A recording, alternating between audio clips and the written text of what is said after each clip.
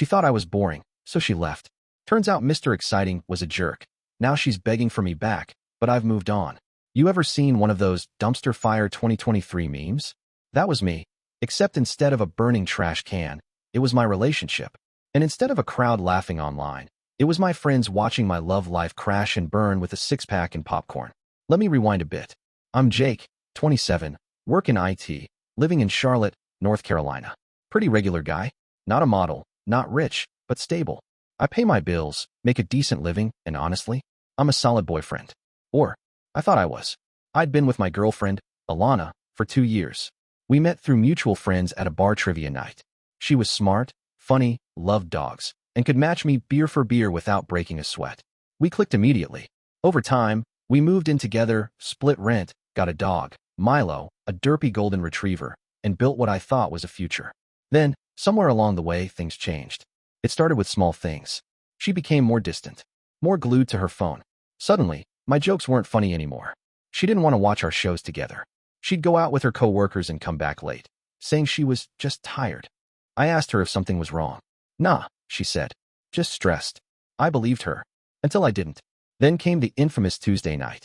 I got home from work, and Alana was already sitting on the couch. Arms crossed, face blank. She looked like she was bracing to pull the plug on life support. Jake, she said. I've been thinking. I don't think we're compatible anymore. What? I said, practically choking on my leftover Chick-fil-A. I've changed. I need different things now. I don't think you can give me what I need. Oof. That hit like a punch to the gut. I asked if there was someone else.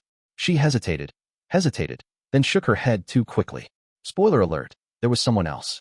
Turns out, Eric from her job had been texting her at 2 a.m. because, and I quote, he's just really good at listening. I found out a week after the breakup, when she forgot to unfollow him on her public Instagram and posted a story of them sipping wine in Asheville with the caption, finding peace with the right person. Oh, I found peace too.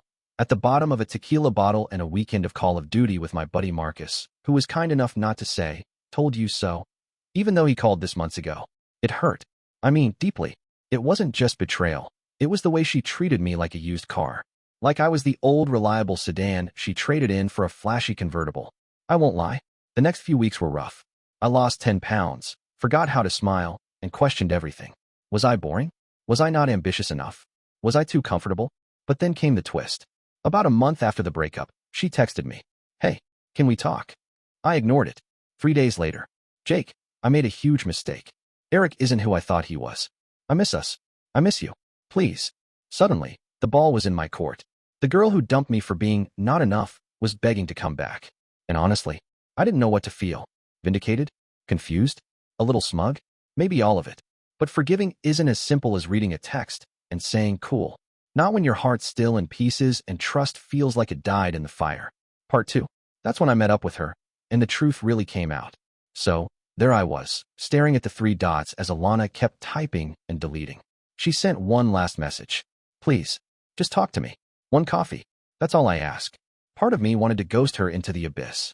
I mean, this is the same woman who tossed me aside like expired yogurt. But another part of me still remembered the mornings we'd make pancakes together, the stupid inside jokes, the way she used to rest her head on my chest when she couldn't sleep. Curiosity, and maybe a bit of masochism, won. I agreed to meet. Neutral territory, of course. A coffee shop in South End, public enough that she couldn't make a scene. I even wore cologne and my best hoodie, because yes, I'm petty and wanted to look thriving. She walked in, looking nervous. Less makeup than usual, and not the confident version of her I remembered. She sat down and immediately blurted, I messed up. No small talk. No, how have you been? Just straight to the gut. I leaned back, arms folded. Go on. Apparently, Eric, the better guy, wasn't exactly who she thought he was. At first, he was all charm, flowers at work, deep conversations, spontaneous weekend trips. But after the honeymoon wore off, so did his mask. He didn't want a relationship. He wanted a trophy, someone to show off, not build with. According to her, he cheated on her with someone from accounting 3 weeks in, told her she was too emotional, and made her feel stupid for wanting something real. And then, she said, staring into her latte, I realized what I had with you wasn't boring. It was stable. It was safe. You made me feel seen. My jaw clenched. I should have felt validated. But instead, I felt tired. I asked her the one thing that had been gnawing at me. If I was so great, why didn't you fight for us when you had me? She didn't have a real answer. Just tears. Real ones this time. Not crocodile sobs, but that silent kind that makes people look like they're unraveling from the inside. And I sat there, across from the girl I thought I'd marry, and I realized I didn't know her anymore. We talked for almost 2 hours. She apologized over and over, said she was confused, chasing excitement, and thought she could do better. Then reality smacked her like a freight train. She begged for a second chance, promised things would be different, that she'd go to therapy, rebuild trust, anything. She said losing me made her realize she needed to grow. And here's the truth. I believed her, but I also didn't trust her. I told her I'd think about it, which wasn't a lie. Part of me still loved her. Part of me wanted to believe we could fix what broke. But another part of me was terrified. What if this was temporary guilt? What if, once life felt comfortable again, she'd repeat history? That night, I went home, sat with Milo curled at my feet, and just thought, should I let her back in and risk getting shattered again?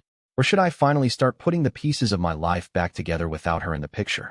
I stared at the ceiling that night, Milo snoring at my side like he hadn't just witnessed an emotional meltdown over coffee hours earlier.